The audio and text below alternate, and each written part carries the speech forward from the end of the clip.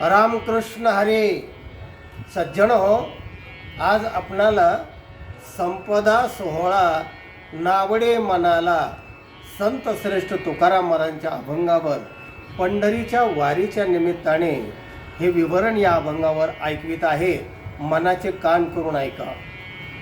महायोग पीठे तटे भीमरथ्याम वरम पुंडरीकाय दातुं मुनींद्रैः समागत्य तिष्ठन्तमानन्दकन्दं परब्रह्मलिंगं भजे पांडुरंगम. तुकाराम महाराज आपल्या अभंगामध्ये म्हणतात, संपदा सोहळा नावडे मनाला लागला टकळा पंढरीचा. मला संपत्ती सोहळा काही आवडत नाही, टकळा लागलाय पंढरीचा. म्हणून मला संपत्ती आणि सोहळा माझ्या मनाला आवडेनासा झाला आहे. सारखं वाटतंय जावे पंढरीसी आवडे मनासे, कधी एकादशी आषाढी हे संपदा सोहळा नावडे मनाला लागला टकळा पंढरीचा. सारखं पंढरीला जावंसं वाटतंय, कधी आषाढी वारी येईल असं मला झालंय. घटका बोटे दिवस लेखी धरोनिया माप असा एक अभंग आहे. मी सारखे दिवस मोजितोय की आषाढी वारी कधी येईल, आषाढी वारी कधी येईल. आणि शेवटी महाराज म्हणतात, तो का म्हणे आयसे आर्त ज्याचे मनी, त्याची चक्रपाणी वाट पाहे. संपदा सोहळा नावडे मनाला लागला टकळा पंढरीचा. तिसऱ्या चरणामध्ये महाराज म्हणतात, तुका म्हणे ऐसे आर्त ज्याचे म्हणे. आर्त म्हणजे ओढ लागली पाहिजे. असा ओढा असला की तो ओढा माणसाला थेट साध्यापर्यंत ओढून नेतो. ओढ असली की धरसोड होत नाही, तो नक्की साध्यापर्यंत जातो आणि त्यालाच आर्त भक्ती असं म्हणतात. तो का म्हणे ऐसे आर्त ज्याचे मनी, टकळा लागण्याचे जे आर्त आहेत, ओढ आहे ना, असं ज्याच्या मनामध्ये आर्त भक्ती आहे, त्याची चक्रपाणी वाट पाहे. त्याचीच भगवंत वाट पाहतो. ओढ असणाऱ्याची वाट पाहतो, धरसोड करणाऱ्यांची वाट पाहत नाही.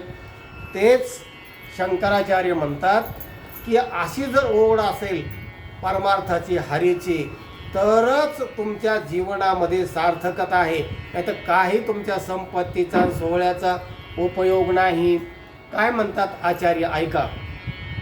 स्वरूपम शरीरम नवीनम कलत्रम धनम मेरुतुल्यम वचश्चारुचित्रम हरिश्चांग्री युग्मे मनश्चेन्न लग्नम ततः किम ततः किम ततः किम ततः किम. स्वरूपम शरीरम, शरीर सुंदर आहे, मदनाच्या पुतळ्यासारखं शरीर आहे. नवीनम कलत्रम, बायको सुंदर मिळालेली आहे. धनम मेरुतुल्यम, धन पर्वतासारखं धन, भरपूर धन त्याच्याकडे आहे. वचश्चारुचित्रम, वाणी चारू म्हणजे सुंदर आहे. पण हरिश्चांग्री युग्मे मनश्चेन्न लग्नम, जर का हरीच्या पायावर मन लागलं नाही तर शंकराचार्य म्हणतात ततः किम ततः किम ततः किम ततः किम. तर त्याचा काय उपयोग, तर त्याचा काय उपयोग, तर त्याचा काय उपयोग, तर त्याचा काय उपयोग. म्हणजे या सगळ्या गोष्टीचा निषेध केलेला आहे. पण हरीशच्या पायावर मन लागणं, तिकडं ओढा लागणं हे फार फार महत्त्वाचं आहे. आणि तेच भगवद्गीतेमध्ये भगवान सांगतात अर्जुनाला, बाबा रे, चतुर्विधा भजन्ते माम, हे 4 प्रकारचे भक्त मला भासतात. ये जना सुकृतिनोर्जुन, आर्तो जिज्ञासुरर्थार्थे, ज्ञानेच भरतर्षभ, चतुर्विधा भजन्ते माम. 4 प्रकारचे मला भक्त भजत असतात. हे जना हा सुकृतिनोर्जुन. पहिला आहे आर्त, जिज्ञासू, अर्थार्थी आणि ज्ञानी. त्याच्यामध्ये आर्त शब्द आला आहे बघा. आर्त जो आहे म्हणजे ओढ लागलेला, तीच ओढ तुकाराम महाराजांना लागलेली आहे. आणि आजही ती जी ओढ लागलेली आहे, तर आजही वारकऱ्यामध्ये इतकी आतुरतेची ओढ लागलेली असते की कधी पंढरीची वारी येईल, कधी पंढरीची वारी येईल. आणि आता वातावरण चांगलं झालेलं आहे. महाराष्ट्रभर चांगला मेघराज वर्षाव मेघराजांनी केलेला आहे. आणि शेतीच्या मशागती झालेल्या आहेत. काही वारकरी म्हणजे शेतकरी असलेले पेरण्या करणार, शेतीची मशागत अगोदर करून ठेवलेली आहे.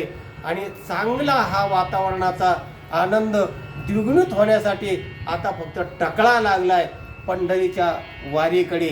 तेच तुकाराम महाराज अभंगामध्ये म्हणतात, संपदा सोहळा नावडे मनाला, लागला टकळा पंढरीचा. आपणालाही त्या टकळा लागला पाहिजे, ओढ लागली पाहिजे. आणि एकदा तरी पंढरीच्या वारीमध्ये पायी आपण जाऊन आनंद घेतला पाहिजे, असा या व्हिडिओचा तात्पर्य अर्थ आहे. सज्जनो, हा व्हिडिओ इतरांना पाठवा, लाईक करा. ज्यांनी चॅनलला सबस्क्राईब केलं नाही त्यांनी जरूर सबस्क्राईब करा. ऐकत रहा, आनंदी रहा. रामकृष्ण हरी.